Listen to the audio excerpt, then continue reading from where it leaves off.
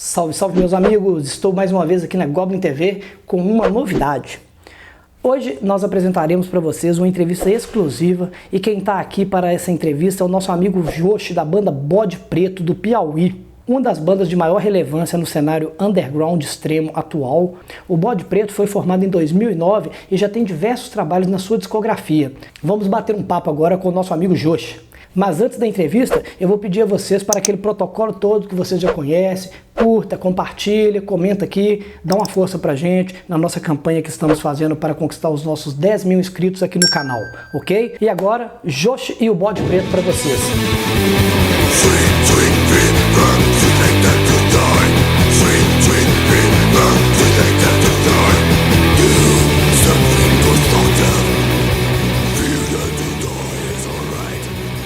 Salve, grande Joshi, como é que vai, meu irmão? Quanto tempo? Nós sabemos que você tem um longo trabalho na cena underground brasileira, já teve outras bandas e projetos. Eu gostaria que você falasse um pouquinho dessa trajetória musical que você teve até a formação do Bode Preto em 2009. Salve, Lucas. É um prazer pra mim, cara, estar no seu programa do Goblin TV e tal. Já vi vários programas aí, muito massa. E é verdade, cara, assim, a primeira vez que eu toquei num show eu tinha 17 anos, né? Foi em 1995. Então, com o Monastério, que é uma banda que chegou até a lançar material pelo selo mineiro aí e tal, Demise Records na época. A gente participou de uma coletânea e também fez um CD com eles, Innocent Rise. E a partir daí, cara, nos anos 2000 eu comecei um trabalho diferente, assim, tipo, de trabalhando com peça de teatro, sabe? Fazendo mais a trilha sonora e tal, essas coisas. Viajei muito com isso. E outros tipos de sons também, entende? Fiz outros tipos de som, coisa pessoal minha. E desde a primeira vez que eu toquei num show foi em 95, cara. Então, daí até agora já faz um tempinho, né? Às vezes eu olho assim pra trás e penso assim, porra, eu sou tão novo, né, cara, ainda. E aí parece que vai contar os tempos, tipo 20 anos atrás, 25 anos atrás, sabe, essas coisas. Eu acho, parece distante. E a verdade é que, pra mim, é difícil ficar pensando assim no passado. Eu sei que é uma banda que é importante, assim, pra mim foi importante pra entender assim, como é que funcionava o estúdio, essas coisas. E pra muita gente que escuta ainda, tem gente no Facebook que chega pra falar.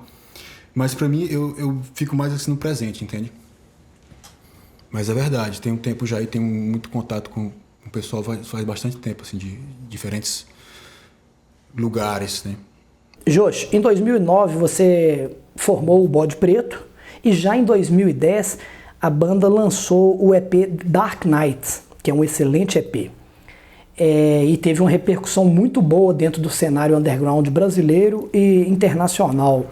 Fala pra gente um pouquinho sobre esse primeiro período do projeto, das composições, até a gravação e lançamento do The Dark Knight. Cara, tem até aqui um material, quando você falou que ia falar dos discos, eu separei aqui e tal, não sei se vai dar pra ver. Tô gravando aqui. Esse aí, bom demais, viu? Esse aqui é um material que foi lançado pela Larja Records, né, lá do Espírito Santo, e pelo Death Noise, lá do interior de São Paulo. Cara, eu vim de outra banda, né, chamada Skate Aranha. Não sei se você chegou a conhecer essa banda. Que a gente montou essa banda aí que pra mim era pra ser banda. A banda que eu ia ficar tocando, entendeu? Mas como duas peças assim chaves da banda. A peça-chave mesmo principal, o vocalista desistiu de tocar em banda e tal, essas coisas, eu pensei, pô, eu vou montar uma banda que eu possa fazer de uma forma simples, né? Que eu faço a guitarra e o vocal, como eu já fazia na época do Monastério. E que vou ter aqui dois caras que eu confio, que eu gosto de trabalhar junto com eles, que é o Júnior e o Pablo, dois brothers lá que a gente montou a banda juntos. E caso daqui 2 anos, 3 anos eles não consigam continuar com a banda, eu posso continuar com outras pessoas, que foi exatamente o que aconteceu. Eu já estava com esse pensamento de que ia ter essa liberdade, de que eu pudesse fazer com a guitarra, com o vocal e com a produção que eu posso fazer, eu faço e trabalho com outras pessoas. E tem sido isso. O Dark Knight a gente gravou em 2010 mesmo. em 2009 a gente ainda foi uma transição, assim, sabe, do Skate Aranha até o Bode Preto.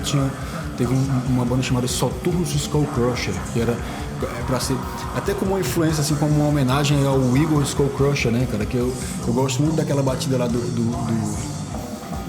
primeiro disco deles, do primeiro EPzinho e tal, do Sepultura, né, então eu tem aquela música que começa só com a bateria e tal, eu pensei, eu quero uma banda que tem essa batida aí, e então vou botar Soturnos Skull Crusher. O Christoph Spyro chegou a desenhar um logo pra gente na época, mas aí eu pensei, não, tem outra banda chamada Soturnos aí, que o pessoal tá confundindo. Já tinha o lance do Bode Preto Records, que desde a época do Skate Aranha era Bode Preto Records, esse lance já tinha. Eu pensei, não, então vou trazer esse Bode Preto mesmo, entendeu? Que é uma coisa mais direta, até uma coisa de manter a tradição brasileira de nomes em português, entende? Tipo Sarcófago, tipo Holocausto, Sepultura. E aí a gente fez essa EP, 4 músicas nessa época, e com o que a gente poderia fazer na época, sabe? O que a gente podia fazer, que já é uma época digital, né? Que a gente já pode gravar com computador, essas coisas. Mas de qualquer forma a gente gravou o máximo ao vivo possível. Então a ideia é essa, de fazer uma música direta e crua, que você toca no disco e toca ao vivo praticamente a mesma coisa, sabe? Dependendo da noite, né? Dependendo da noite o cara toca a mesma coisa no show. Esse foi o início da banda. E até hoje segue o mesmo sentido. Depois do lançamento de Dark Knight, a banda teve algumas alterações na formação e essas formações mudavam constantemente. Como que funciona o processo de criação e composição das suas músicas, Josh? Você é o compositor principal? Os outros membros participam da criação musical junto com você? Cara, eu tenho feito sozinho, mas eu posso dizer que o Adelson também, porque você já falou que teve mudança, né? A mudança principal foi que o Júnior e o Pablo tiveram que se dedicar a outras coisas na vida deles, é que a gente sabe que tem isso na vida. E eu tava conversando com o Adelson aqui e falei, preciso de um baterista. Ele, cara, sou eu, sou baterista. Eu mandei pra ele umas demos, que eu já tinha gravado eu mesmo, tocando bateria assim de forma bem crua, que eu tava com a bateria em casa na época. E aí o Adelson chegou a vir na minha casa, entendeu? Com Teresina, passou uma semana. Ele dormia assim no mesmo local que era o estúdio, era o quarto dele de dormir, entende? Tinha um colchão pra ele lá e tal, mas ele estava bem recebido lá, entende? Foi bom. Acho que ele se deu bem, entende? Com essa semana. Foi uma semana assim intensa de trabalho. E aí aconteceu que eu tinha essas músicas que seria o disco Inverted Blood, isso em 2012. Mandei todas as demos pro Adelson, segundo ele estava escutando 30 vezes por dia cada música. E eu acredito, porque conhecendo ele, né? E aí grande abraço pro Adelson. E aí ele chegou, cara, a gente tocou pela primeira vez, Lucas, e parecia que a gente tocava assim 10 anos juntos, entendeu? Eu tava com 2 amplificadores de 100 watts, né, desse quarto, assim, que é um quarto estúdio que tem. Ele tava com uma bateria de 2 ohms e tal. Eu botei assim uma caixa no ouvido dele, então a gente tocou assim, cara, praticamente 2 horas de ensaio, só fazendo jam mesmo, assim, tocando o que eu já tinha né, de música, que ele tinha ouvido, tocando umas coisas, ele falava, vamos brincar de fazer isso aqui e tal. E aí, parecia que a gente tinha tocado já 10 anos, sabe? Então pra mim, tá perfeito. No segundo dia veio um brother meu aqui que tem todo o equipamento, né, de gravação, microfonou toda a bateria. Então imagina, foram 7 dias o Adelson aqui. Primeiro dia a gente chegou, tocou muito, assim, só tocando mesmo, sem gravar nada. Segundo dia esse brother chegou, a gente montou toda a bateria, colocou as peças no lugar. O Adelson é um cara muito cauteloso quanto a colocar as peças no lugar. Às vezes assim, 1 centímetro de diferença de um tom, ele fica assim, não, a gente tem que botar aqui. Eu acho isso muito bom, o lance do chimbal dele também, que ele trouxe alguns segredos que ele tem, que caracterizaram bastante o som do Bode Preto nesses discos, entende?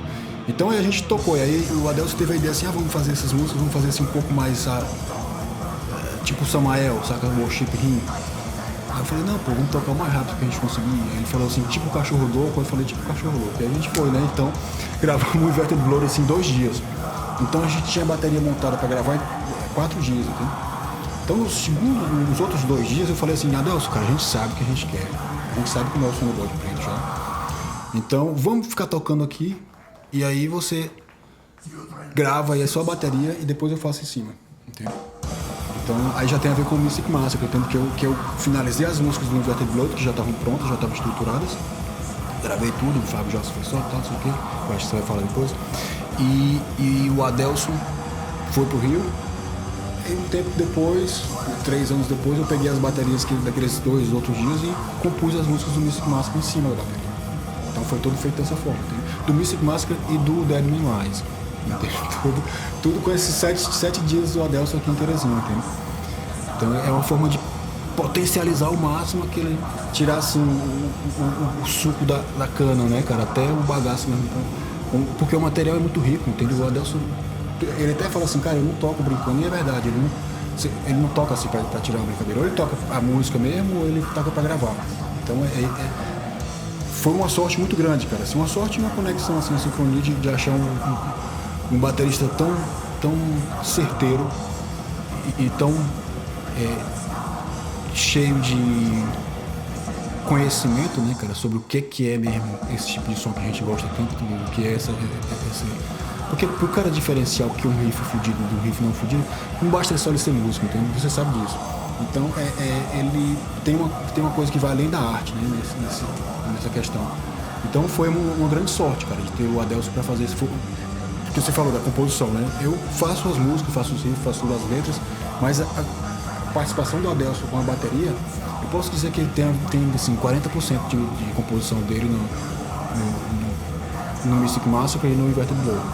Josh, já passaram pela banda músicos importantes da cena underground nacional, como o Rodrigo Magalhães, ex-vocalista do Holocausto, o Fábio Jasco, que gravou com o Sarcófago The Laws of Scourge, e também o Adelson, que é ex-Endoparasites, Grave Desecrator.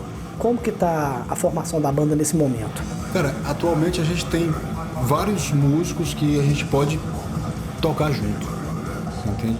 Por exemplo, se tiver um show em São Paulo, no Rio, ou sei lá, Florianópolis, com certeza eu chamo o Adelson pra bateria, entende? E eu acredito que nossa relação continua de amizade, entende? E vai ser uma reunião de amigos, entende? Adelson, vamos passar o final de semana tocando ali. Vamos, a gente sai um dia e toca. Então tem alguns músicos que... Eu acredito que todos que já tocaram com o Bode Preto a gente pode convocar, vamos dizer assim, né? Estão na reserva, assim, vamos convocar aquele e tal. Por causa dessa pandemia e tal, a gente tá, né? Cada um seu casulo e tal. Mas é verdade, cara, a questão do Fábio Jasco foi o seguinte, a gente tava gravando o Inverted Blood, como eu te falei, aí o Adelson falou, cara, o que você acha de uma participação do Fábio Jasco, do Sarcófago, no solos e tal? Eu falei, pô, cara, seria um sonho pra mim, né? Um cara que gravou Laws of Scourge, um excelente guitarrista, né? E depois eu descobri que é um cara assim, sabe, um senso de humor. Não tem como aquele, sabe? Um grande abraço aí, Miliciano. Então, aí disso aí rolou assim, vai rolar um show em São Paulo. Pô, São Paulo, vamos convidar o Fabão pra tocar um show lá com a gente, entende? E aí ele tocou o show lá na Fofinho. A gente subiu no palco 4 horas da manhã pra tocar, ele tava lá, a gente tocou no cover do Sarcófago e tudo. E aí o Rodrigo, né, cara? O Rodrigo, eu falei, Rodrigo, cara, a gente tá com um show marcado em Belo Horizonte e estamos precisando de um baixista aí. A gente tá com o Fábio Jasco, o Adelson, eu, e a gente tá precisando de um baixista. Aí ele procurou algumas pessoas, conversou com alguns amigos dele e tal. Mas aí todo mundo tava ocupado, talvez, na época, e ele falou assim, cara, eu não sou baixista, mas eu posso pegar esse contrabaixo aí nesse show e tal. Falei, pô, seria uma honra gigantesca. Aí já a gente emendou de pegar o cover de Escória do Holocausto, que a gente tocou com ele fazendo vocal e baixo. E aí, cara, quando eu já tinha conhecido o Rodrigo antes, né, no show do Impurity lá em São Paulo. E aí bateu assim, cara, também a mesma coisa. Parece que a gente, assim, é amigo já faz 10 anos, sabe? Tanto é que é um cara que eu tenho muito contato através de Zoom agora, né, nessa pandemia. É o Rodrigo, a gente, assim, né? Tem esse contato aí sempre para manter as ideias em dia, o que é que está acontecendo na cabeça de cada um, o que é que está compondo, sabe, algumas coisas, e converso com ele sobre o Bode Preto. E você falou que o Adelson também como músico, mas o Adelson ele era um membro efetivo do Bode Preto durante assim, bastante tempo, então ele dando opiniões sobre capa. Por exemplo, a ordem das músicas do Inverted Blood foi o Adelson que escolheu. Já no Mystic Massacre fui eu que escolhi a ordem das músicas, entendeu? Tipo assim, essa vem primeiro, essa vem segundo. Então, todas essas pessoas, algumas têm maior participação, como gravação, né, composição, troca de ideia, mas pra mim todos têm, assim, é uma coisa especial, né, cara? Parece que entrou, assim, naquele círculo da banda, né, que acaba sendo uma coisa fechada porque é uma coisa vai além dos dotes musicais da pessoa, né? Você tem que ter uma conexão assim, pô, esse cara dá pra você conversar, trocar uma ideia. Não é todo mundo que tem essa afinidade, né? Todo mundo tem as suas afinidades e não afinidades. Todo mundo que tocou no Bode Preto até hoje, pra mim, eu considero amigo. Pois é, eu também sou da mesma opinião, né? Para ter uma banda, a gente tem que ter na banda não somente um músico, né? Eu acho que a gente tem que ter um lance de afinidade, amizade, uma energia ali que tem a ver também com o conceito da banda, né? Uma unidade, né? Uma forma de unidade. Jorge, em 2017 você fez uma turnê europeia e você contou ali com 2 musicistas que eram lá da Europa. Como que se deu esse processo? Como que aconteceu isso aí? Elas já conheciam a música do Bode Preto? Vocês já tinham um contato anterior? Como que se deu essa parceria? A baixista chama-se Verônica Setterhall. Ela é uma baixista, ela é sueca e ela, desde 2013, eu tinha contato com ela já, porque eu já tinha essa ideia de fazer uma turnê na Europa e eu estava procurando alguém para tocar baixo, que era a ideia era eu ir com a Adelson e arrumar um baixista por lá. Então ela já tinha pego as músicas desde 2013. Era assim, a pessoa do Bode Preto lá era ela, assim, em termos de tocar. Então é uma pessoa que já conhecia as músicas, fez back vocals em todas as músicas no show, todas as músicas que tem back vocal ela fez, tocou baixo. Então ela já sabia as músicas assim, né? Decoradas assim, muito facilmente. A gente saiu uma vez só em Berlim. E aí depois eu tava procurando bateristas por lá, porque na época o Adelson, né, a gente não deu muito certo a forma de trabalhar em turnê com o Adelson, em shows, por conta de modo diferente de trabalhar e tal. Então acabava sobrecarregando para mim em termos de tomar conta assim, da situação toda, desde equipamento, sabe, até cuidar mesmo da produção. Então eu fiquei procurando por lá, porque aí já facilitava, inclusive, o custo para passar essas coisas. E aí conversei com alguns bateristas, nunca consegui conversei até com um que era um cara que pareceu assim muito profissional, como você acabou de falar, sabe? O cara só queria saber assim, minhas regras são essas, tal. Falei, não, aí ele já não é muito assim profissional. Eu falei, pô, o cara tem que ter a sua responsabilidade, né? Com o seu compromisso, com o seu envolvimento, mas também tem que ter um envolvimento um pouco maior, que é um envolvimento com, vamos dizer assim, com uma causa, né, cara? Eu acredito que é assim, até uma causa, assim, de que você, porra, cara, esse som dessa banda me cativou, essa ideia dessa banda me cativou, as artes da banda me cativou, as artes, as capas, tudo, as letras. Uma vibração, né, Jorge? Exato. E aí eu conversando aqui nessas redes sociais aí, então eu falei apareceu essa baterista pra mim, pá, Noruega, Oslo, não sei o que, eu falei assim, ei, você toca bateria e tal, tô com uma turnê na Europa, queria marcar com você. E aí ela falou assim, vamos tocar. Quando é? Eu falei do dia 1º ao dia 7 de outubro. Ela falou, pô, já tem outra turnê e tal. Aí ela falou assim, mas é com o Ipait? Eu falei, vou tocar com a Zagral, então talvez eu consiga tocar nas 2 bandas, né? Aí eu falei, vê aí com o pessoal da banda e tal. E aí ela acabou conversando com as meninas do Azagral, né, que são todas mulheres também. E aí falou, não, eu vou tocar, são 30 minutos de show só, tem pra... E aí a Patrícia, né, Trish Colesworth, que ela é canadense, na verdade, mas mora em Oslo. Então ela foi uma coisa assim, mais próximo da turnê, que a gente teve esse contato. Mas hoje em dia a gente chama assim de Little Sister e Big Brother, sabe? Ela me chama assim. Então é porque a gente teve essa conexão também, como eu te falei, que é a conexão com algumas pessoas que você já chega e parece que já é amigo, né? Já tem aquela conexão. E aí foi isso, cara. A gente chegou, teve o apoio do selo, do Iron Tyrant, que lançou o Music Massacre, né? A gente teve todo o apoio desse selo, cara, pra fazer essa turnê. Pois é, daí, né? Assuntos daí dessa terra. Essa capa é maravilhosa, essa capa é mas muito que bonita. também engloba coisas maiores. E aí, Sim, com o apoio sim. do selo, com esse contato que a gente já tinha com aquela produtora de shows, a Dreamtide, já desde 2012 também, já tinha contato com eles, acabou acontecendo. Foi sensacional, sabe? Porque as meninas tocaram perfeitamente as músicas. A gente tem um material gravado ao vivo aí no YouTube, eu botei, um show. Pois é, eu vi sim esse material. É um ao vivo que tem as letras, né? Tipo uma espécie Exatamente de ao lyric vivo, video que você fez ali com... O técnico de som, o engenheiro de som, lá gravou que a gente nem sabia, entende? Então foi muito bom esse material que eu ainda pretendo lançar em vinil, entende? E aí então foi isso, cara. Todas essas pessoas que tocaram têm a sua contribuição. Depois a gente teve um show em Oslo, que foi em 2018, no Natal de 2018, que até o cartaz tinha a ver com o Natal, que era quando o Natal pega fogo, coisa parecida. Porque o que acontece é o seguinte, cara, eu desde 2003 eu trabalho com essas peças que eu te falei de teatro, né? Então isso me levou a trabalhar na Europa também. Então eu sempre fui a trabalho, entendeu? Ou depois a estúdios, alguns cursos que eu tenho feito. E procuro conectar uma coisa com a outra, sabe? Então eu estava lá, aí rolou essa oportunidade de fazer o show em Oslo. Claro, vamos fazer. Era para fazer com a Patrícia, ela passou por uma cirurgia, não pôde fazer.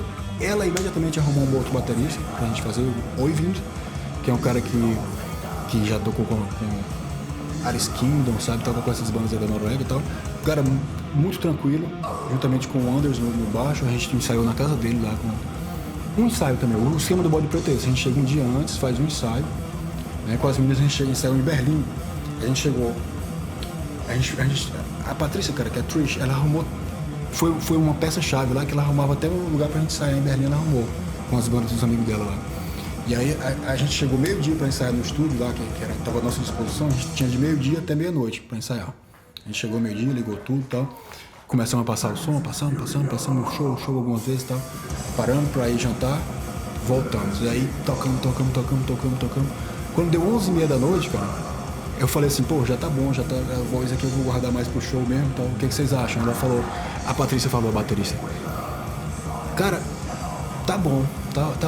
Eu só queria passar o setlist 2 vezes mais.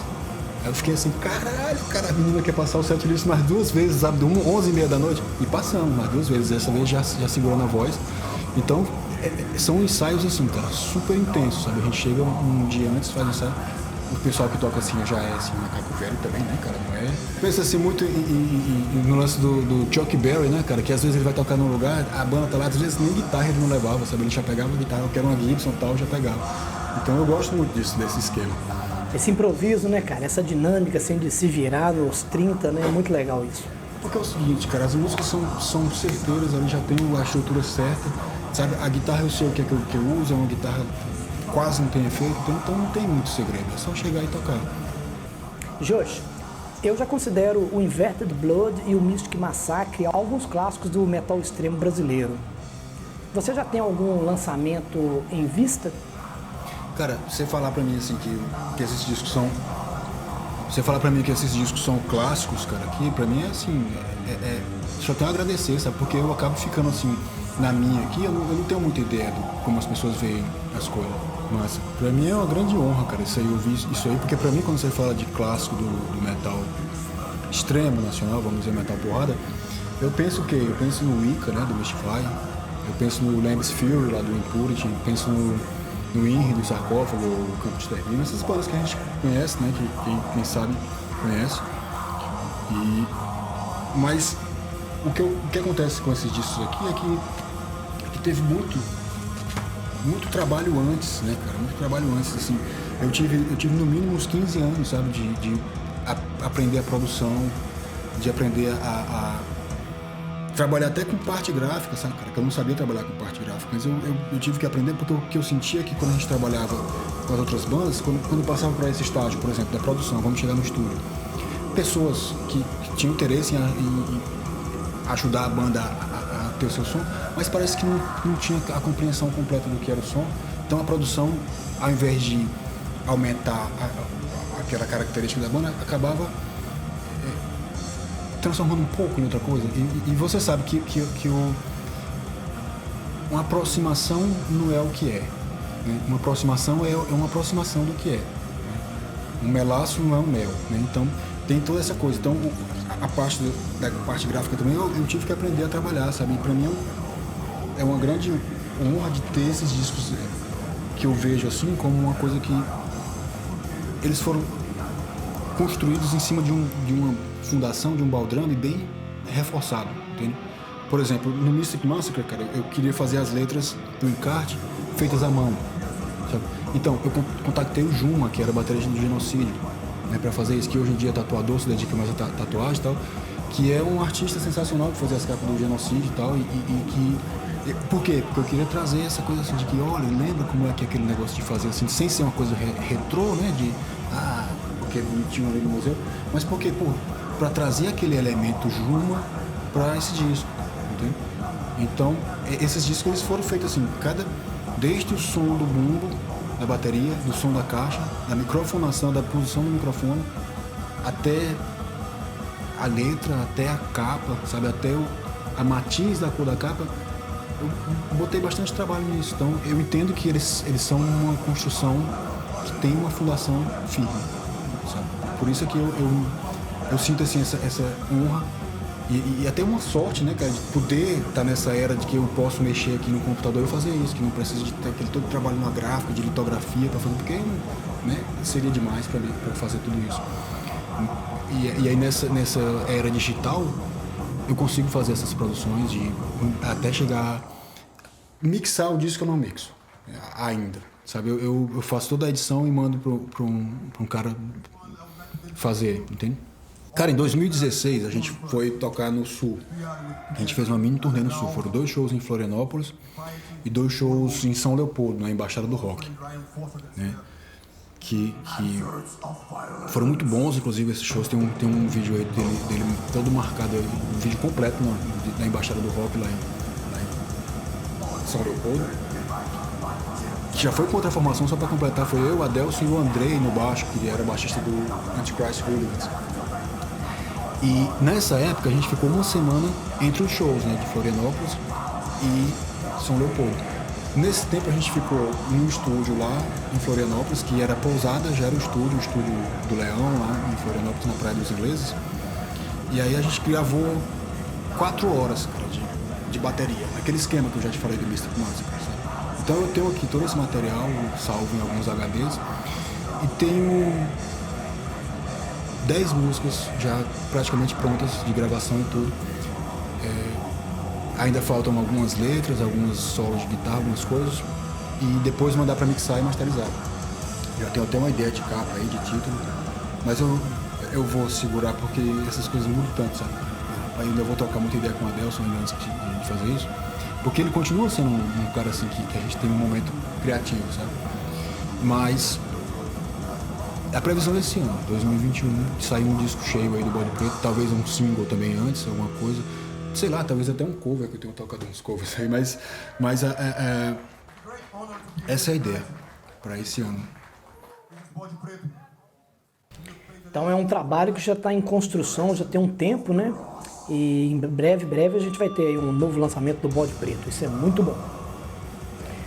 E o Bode Preto, ele tem materiais lançados, né, em vários formatos, LPs, cassete, CD, JPEG e tal, e por vários selos mundo afora, correto?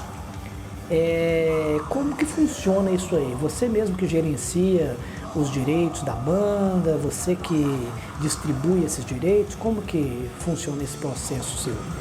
Isso mesmo, cara, eu continuo com todos os direitos autorais da banda, sabe, assim, nunca, já teve até proposta da pessoa comprar o Inverted Blood, tal, um selo, mas pra mim não valeu a pena na época, sabe, a proposta, e aí acabo fazendo isso. Esse aqui, por exemplo, foi o cassete do Inverted Blood, lá do Gold Prayer Records lá na Inglaterra. Esse aqui foi o primeiro a sair em cassete, que é um Dark Knight, que a gente fez com essas capas diferentes, da arte do maldito do Alem Sahim, sabe? Que tem essas artes aqui, que sempre acompanha a gente desde o início. E esse selo aqui, cara, é um selo peruano que lançou essa fita. Então, eu faço esse gerenciamento, cara, por conta até das artes mesmo, sabe? Essa aqui foi lançada na Alemanha pelo Unholy Prophecies Records, com o vinil vermelho e tudo, sabe? Eu mostro, cara, porque pra mim é tipo sabe, uma coisa assim de... Pois é, né, cara? E tem uns lançamentos interessantes como esse aqui. Eu não imaginaria que ter um picture disso na minha banda, assim, há alguns anos atrás, entende? Então, esse aqui foi a Iron Tyrant lá da Itália que fez. Eu faço gerenciamento, inclusive as artes, cara, eu mando pros selos. Mas eu quero passar essa parte para outras pessoas, já tenho conversado com algumas pessoas, mas eu faço e mantenho os direitos, entende? Porque é o trabalho que a gente tem, né, cara? Então, eu já vi muitas histórias aí de bandas que depois se arrependem de ter o direito dessas bandas. Né? Hoje eu faço toda a manutenção da parte digital, de Spotify, essas coisas, eu que coloco online. Então, né? Se aparecer uma proposta que é interessante, né? Seria ótimo para mim, cara, eu te vendo esse material desse disco aqui, esses 2 discos, mas que seja uma proposta que entre uma grana que dê para pagar pelo menos a mixagem, a masterização e produções futuras, entende? Não acho que vou ganhar muita grana com esses discos aqui, mas eu quero ter o controle da qualidade, esse é o principal. Pois é, eu também acredito muito nisso, né? Eu também acho que esse é o melhor caminho para o músico independente, essa questão de gerenciar os seus direitos, ter esse ativo nas mãos e poder distribuir isso aí até que alguma gravadora ofereça um contrato, traga benefício de verdade para a banda e os músicos. Uhum. Josh, agora uma pergunta que não quer calar. Falam-se muito que o black metal é aquilo, o black metal é isso, o black metal é acolá.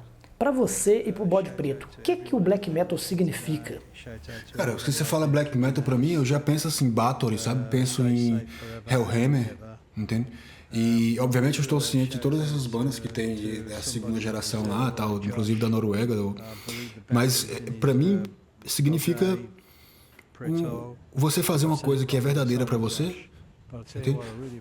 Apesar de que eu mesmo nunca categorizei o Bode Preto como black metal, a gente tem uma banda que tem influência desde Poison Idea, sabe, a Crypt Slaughter, que era bandas que influenciavam também Mayhem, essas coisas e tudo mais. E pra mim, a grande vantagem, cara, é eu poder fazer uma turnê com um Pyre, saca? E ter essa conexão também com a galera, com o Shai, com o Isaac, assim, porra, como é? Isso aqui é uma coisa que a gente entende? Tocar com o Impaled Nazarene, entende? Que a gente tocou lá em Bucareste depois, e ter aquela conexão também, Brasil e Finlândia, aquela coisa mais porrada, né? Aquela coisa mais que tem também Beherit. Então, black metal pra mim, cara, é o som. Pra mim, mais é o som, sabe? De tudo, cara. É som. Eu sou um cara que eu escuto muito som, sabe, cara? Eu escuto muito... Atualmente eu fico aqui no violão, saca, cara? Tocando tudo, entende? De Beatles a Bar, saca? Então, pra mim, o black metal, ele é um som expressado, e eu sei que tem tem muita gente que encara como um modo de vida, às vezes até como uma religião, saca? E pra mim, eu sou assim, cara. Vou até falar aqui uma coisa do Raul Seixas, né? Que tem um lance do Raul Seixismo, que muita gente confunde com o lance do Raul Seixismo como se fosse uma coisa de seguir o Raul. Para mim, o entendimento que eu tenho é que o Raul Seixismo é o eusismo, né? Que é você escrever seu livro antes de ler o livro que o guru lhe deu, entende? Então, para mim, black metal são os discos, sabe, cara? Os discos do Blasphemy, os discos que eu tenho do Impaled Nazarene. Inclusive, em termos de metal, eu escuto mais até death metal, sabe? Bandas como Sinister, como Gorefest, aquele primeiro disco lá, o Falls, entende? Então, o black metal norueguês, assim, tem alguns discos que eu gosto, assim, do meio, mas não é uma coisa que me impressionou. Sons, com símbolos, com sonoridades, mas pra mim, som é Black Sabbath, cara. Pra mim, som é Black Sabbath, pra mim, som é Beatles, Everly Brothers, você tá entendendo? Então, pra mim, eu não idolatro esses caras. Se for pra chamar, assim, um cara que é ídolo, é Paul McCartney, sabe? Se for pra botar um disco, aí eu vou botar um disco de metal, aí eu penso, porra, eu vou botar o Black Sabbath, o Master of Reality, saca? Então, não é por radicalismo ou coisa parecida, mas é porque quando a pessoa também fica tão envolvida com tocar, eu acredito isso, acaba perdendo. Cara, se a pessoa se dedicar a estudar música, ela tem material para mais de uma vida. Entende? Em 2017 vocês lançaram o 7 EP Dead Man's Rise, né? Que teve a participação no vocal do Goat, vocalista da lendária banda Von de black metal americana. Conta pra gente aí como que se deu esse pacto diabólico. Cara, foi mais ou menos assim mesmo, uma coisa bem que eu tive que mandar CD pra ele, saca, pra ele da música, não tinha coisa de troca de arquivo digital. Ele falou assim, me manda o CD, mandou o endereço dele e tal. A gente chegou a se conhecer, cara, indo pra Berlim no Nuclear Warnau Festival, sim, a edição 2, que o Mystify tava tocando. E eu tava, como eu te falei, em Amsterdã trabalhando numa peça. E aí sabia do festival e, vou pra lá, aqui perto. No aeroporto de Amsterdã, a gente ficou, cara do Von, a gente começou a conversar lá, né? E aí de lá a gente foi, desceu do avião lá, eu com ele e o batera lá do Von Gold na época. Ajudei ele a carregar a guitarra dele, uma Fenderzinha que ele tava levando do aeroporto até no metrô e tal. E aí a gente ficou conversando durante o festival, né, cara? Pô, massa e tal. Né? E o Von, por quê? O que aconteceu? E aí todas aquelas questões dele lá, que é meio obscuro, e ele acabou deixando obscuro também. E aí o festival foi fodido, né, cara? 3 dias, assim, insanos, sabe? De Mystify, Blasphemy. Eu fiquei de hold lá com o Mystify. Pra você ter uma ideia, cara, nesse show, o Armando usou uma bota minha, saca? Que ele tava lá de tênis procurando uma bota. Eu falei assim, porra, tu calça quanto tu usa essa minha bota aqui? Inclusive hoje, dia 11, é aniversário dele, né? Mandar um abraço pra ele aí. Pois é, dá um salve aí pro Armando. Eu acabei de ver aqui no Instagram dele aqui, que eu acho que que eu vi que o brother lá do Gold Penis faleceu, né? Então, aproveitar bem aqui esse momento para fazer essa menção para ele, que não é um cara que eu conheci pessoalmente, mas é uma pessoa da cena. E o Juarez Tibanha, né? Esse aí, com certeza, merece todo respeito. Fazer essa menção aí desses caras tem que fazer. E o Gold, cara, a gente teve esse contato lá e aí a gente continuou conversando por e-mail, assim, uma vez na vida, sabe? Mandava 2 meses, respondia. E aí ele falou assim, cara, a gente podia fazer um som junto. Cara, eu tô finalizando aqui um material. Você quer ouvir? Ele quer na hora. Eu mandei pra ele, manda o CD. Aí mandei. Eu falei assim, vou te mandar 6 músicas e você vai escolher uma que você grava. Aí ele mandei, ficou 1 semana, 2 semanas, 3 semanas. E aí ele falou assim, cara, tá aqui, fiz as letras. Ele fez letra pra 6 músicas, que eu entendi que ele ia fazer pra uma. E mandou, sabe, as vozes. Eu falei, então eu vou fazer uma coisa especial, não vou fazer vocal nesse disco, vai ser o disco com o vocal do Ghost, né? Esse aqui, a arte foi feita pelo Rubens Snitran, essas pinturas, que isso aqui é pintura a óleo desses rostos aqui, o Rodrigo, Adelson e o próprio Ghost aqui. Então, mandar também um abraço para todo esse pessoal, porque, como eu te falei, esse material é feito com uma fundação, né? Então, todas as pessoas que participaram dessa fundação, elas eu gosto de mencionar. Então, e aí pra mim, cara, foi assim, aquela coisa, mandei o CD, ele mandou as músicas, o vocal separado, a gente mandou pra mixar, né? Mandei um material pra ele depois e fica aquela coisa, a gente não tem um contato de ficar, mas de vez em quando a gente troca um e-mail, entendeu? É uma coisa bem pontual, assim. Tem um outro detalhe na sua carreira que é um detalhe muito importante, que talvez tenha sido um dos pontos máximos da sua carreira. Pelo menos se eu estivesse no seu lugar, eu o consideraria, né? Que foi o Bill Ward que citou o Bode Preto lá no seu programa de rádio. Parece que ele recebeu LPs, camisas, elogiou a banda. Como é que aconteceu isso aí? E conta pra mim aí, como que isso aí bateu em você? Vou começar aqui, cara. Told you once about your friends and me, but they were always seeking, but they never find it. It's alright. It's alright. Foi o seguinte, cara, o Bill Ward, né, cara, eu soube que ele tinha esse programa, né, o Rock 50 lá. Aí eu me perguntei, será que eu tenho acesso a mandar um material para o Bill Ward, cara? Fiquei na internet procurando onde é que era essa estação de rádio, né, porque ele tem que ir na estação. Aí eu procurei e encontrei esse endereço em algum lugar. E aí eu pensei, não custa nada, né? Mandei pra ele, cara, um pacote assim, sabe? Com um LP do Mystic Massacre, um LP do Inverted Blood, um Dark Knight, CD dos 2 discos e uma camiseta. E o principal, eu fiz uma carta pra ele, sabe? Eu fiquei assim, aquela carta que você faz emocionado, imaginando que ele pode ler. Eu fiquei assim, já emocionado só de imaginar que ele podia ler aquele material. Hi to the kids, UK shout out, European shout out. Shout out to everyone out there listening today. Shout out to everybody out there kicking ass. Stay safe forever and ever. I want to do a shout out to somebody in Brazil, Josh. I believe the band that is in his Bode Preto. If I've said it wrong, I'm sorry, Josh. But I'll tell you what, I really appreciate the fucking T-shirt that you sent me. It's got the men on it, got the men on the T-shirt, and if you're inclined that way, and thank you very much for the vinyl as well. It's much appreciated. E aí eu mandei uma carta que eu cheguei a tratar o Bill Ward como um contato do underground, entende?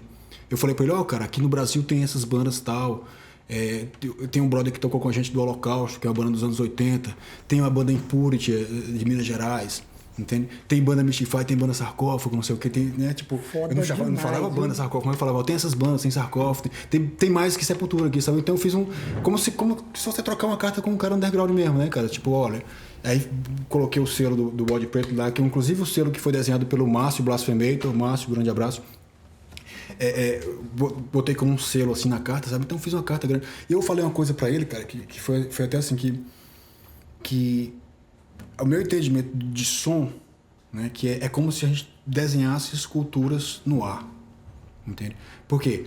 Porque aquele som tá gravado, tá registrado ali num CD ou num LP ou numa fita, e esse som, cada vez que ele for tocado, ele vai mover o ar de uma certa maneira específica, como uma escultura está marcando. Então ele vai moldar o ar de uma certa forma para que ele faça que os tímpanos da gente vibrem, né? Então eu escrevi isso para ele, entende? Então eu pensei, vou escrever uma carta pro Bill Ward, vou escrever uma carta aqui, né, pensada.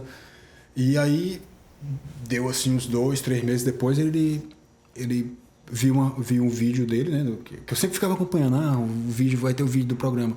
E aí de repente eu vejo, eu queria mandar um shout-out pra um cara do Brasil. E aí era isso, né, cara, que ele mandou um shout-out pro Bode Preto, né? Ele falou no Bode Preto, né, desse jeito com aquele sotaque que os gringos têm uma dificuldade de falar em português. Mas pra mim, cara, é assim, uma coisa de como você falou mesmo, né, cara, que você ter o Bill Ward falando de você, da sua banda. Ele já falou do Crisium, né, algumas vezes que gosta do Crisium e tal. Então é um cara que tá ligado no sonho. Não é uma coisa que ele viu como uma coisa assim pitoresca ou coisa parecida. Ele entendeu que isso aqui é um resultado do que a gente começou em 1960 e tanto, lá 70. Né? Pois é, cara. Foi através dos caras do Crisium que eu soube, né, do programa de rádio do Bill Ward. Na entrevista que eles fizeram com a gente aqui, eles comentaram também, contaram uma história semelhante a essa sua. E muito legal mesmo isso aí, cara. Muito legal saber que esse mestre, ele também tá ligado no que anda rolando de bandas extremas, né? E do underground também, né? Sim, exatamente. Josh, já estamos chegando ao final, finalizando esse bate-papo legal demais que a gente teve aqui. Eu gostaria de te agradecer imensamente, né, por isso. E eu gostaria que também você deixasse sua mensagem final aí para os nossos inscritos, para todo mundo que está assistindo essa entrevista.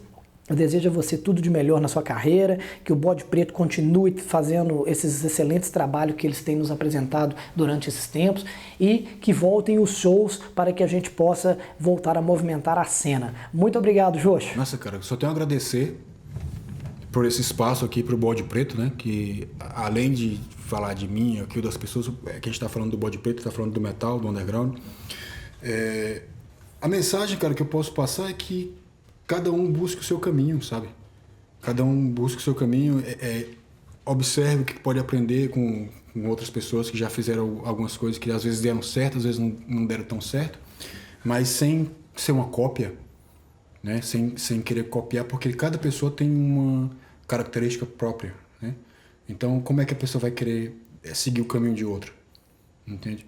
E também desejar bastante sucesso para os seus vídeos, que tenham milhões de visualizações, sabe? Os seus vídeos, que merecem, porque eles estão condensando aí uma história, né? Que é uma história falada, né? Que hoje em dia a gente tem essa possibilidade de registrar tão facilmente esses vídeos, essas coisas.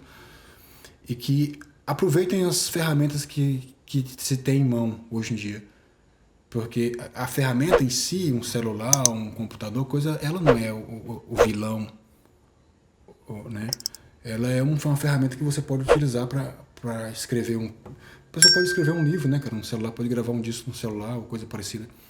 Então, se tem alguma mensagem é essa, que é busque sempre uma excelência, primeiramente como ser humano, porque esse caminho que a gente faz, né, é um caminho de... Não é uma parada que o cara chegou cheguei num ponto. Eu tô para fazer 43 anos aqui esse mês e sei que tem muita coisa pela frente ainda, sabe? Eu mandar um grande abraço e que eu continue ouvindo som, pô. Eu continuo ouvindo som e fazendo som, entende? Eu sou um cara que vou sempre continuar fazendo som, né? Amo os Beatles, amo os Everly Brothers, né, cara? Mas também Blasphemy, Impala Nazarene, Mystify. Vou dar um abraço pro pessoal aí do Mystify, do Impurity, que eu já falei várias vezes aqui. E é isso, né, cara?